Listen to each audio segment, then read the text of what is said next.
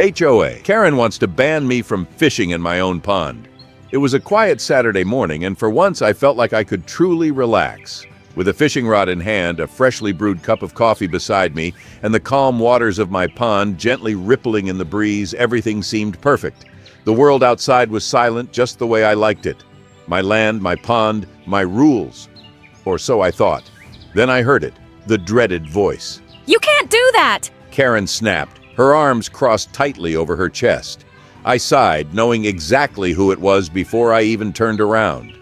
Karen, the ever-meddling self-appointed president of the HOA, and the person who seemed to think she had authority over everyone's lives. I blinked at her. Do what? Fish in that pond. The HOA has decided that all water features in the community must adhere to new conservation guidelines. Fishing is now prohibited, She said, as if it were the most logical statement in the world. I raised an eyebrow, trying to suppress the irritation rising in my chest. Excuse me? Since when? Karen scoffed, like I should have known this already. It was discussed at the last HOA meeting. You would know if you ever bothered to show up. I chuckled lightly, shaking my head. Karen, I don't go to those meetings because I don't have to follow HOA rules on my private property. That's exactly why we need rules, She snapped. You can't just do whatever you want without considering the impact on the community. I stared at her, incredulous. Karen, it's my land, my pond, my fish. The only impact on the community is you deciding to come over here and bother me about it. She huffed, looking more irritated by the second. You're exploiting a natural resource that should be preserved. The HOA agrees. I pinched the bridge of my nose. Karen, I built this pond. I paid for everything, excavation, filtration, and the fish. It is as much a natural resource as your backyard garden. She waved a dismissive hand. That's irrelevant. The HOA has spoken. I shook my head, trying to stay calm. The HOA has no authority over my private property. Karen's nostrils flared, and she pulled out her phone with a determined expression. If you won't comply, then I'll let the police handle this. I almost choked on my sip of coffee. You're seriously calling the cops because I'm fishing in my own pond? Yes, she said, as though it were the most reasonable thing in the world. You're violating community environmental policies. I leaned back, eyeing her skeptically.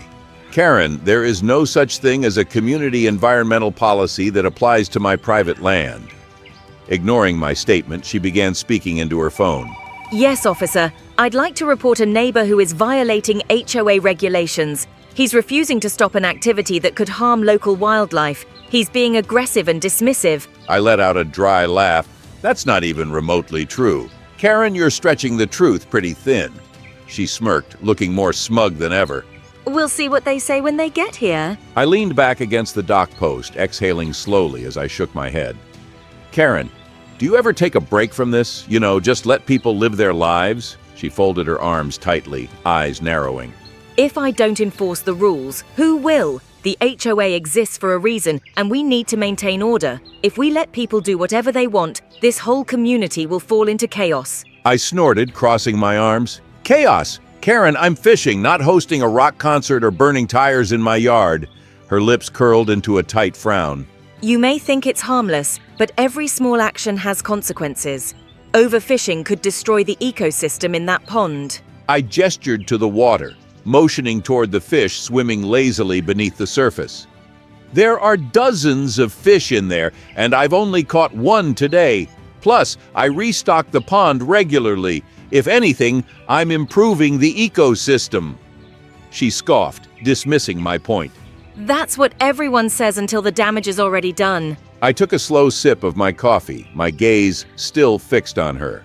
Karen, be honest with me.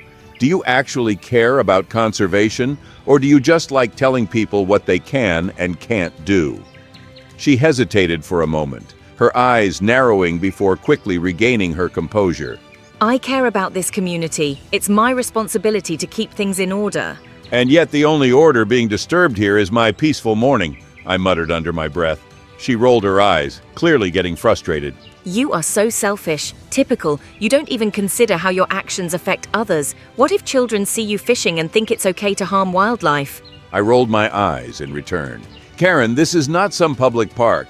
There are no children sneaking onto my property to take fishing lessons.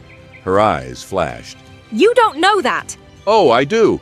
I have security cameras. Want me to pull up the footage? She pressed her lips together in frustration, but before she could respond, the sound of tires crunching on gravel echoed in the air. 20 minutes later, a patrol car pulled into my driveway. I stayed seated on my dock, barely even acknowledging the officer as he stepped out and made his way toward us. Karen, of course, was the first to speak, launching into her exaggerated explanation. He's disrupting the natural balance of the pond. She huffed. It's against community guidelines. He's being completely uncooperative. The officer, a tall man with a stern face, sighed heavily before turning to me. Sir, do you have any obligation to follow HOA rules regarding this pond? None whatsoever, officer, I replied firmly. This pond is on my private property. The HOA has no say over it. The officer nodded, turning back to Karen. Ma'am, if this is private property, then he has every right to use it however he pleases. Karen gasped, her eyes wide with disbelief. That can't be right. The HOA... Has no legal authority over his land, the officer interjected. And calling the police over a personal dispute like this is not a good use of our resources. She froze, her mouth hanging open in shock. What? This is a civil matter, not a legal one, the officer continued. And falsely claiming he was harming wildlife? That's a misuse of emergency services.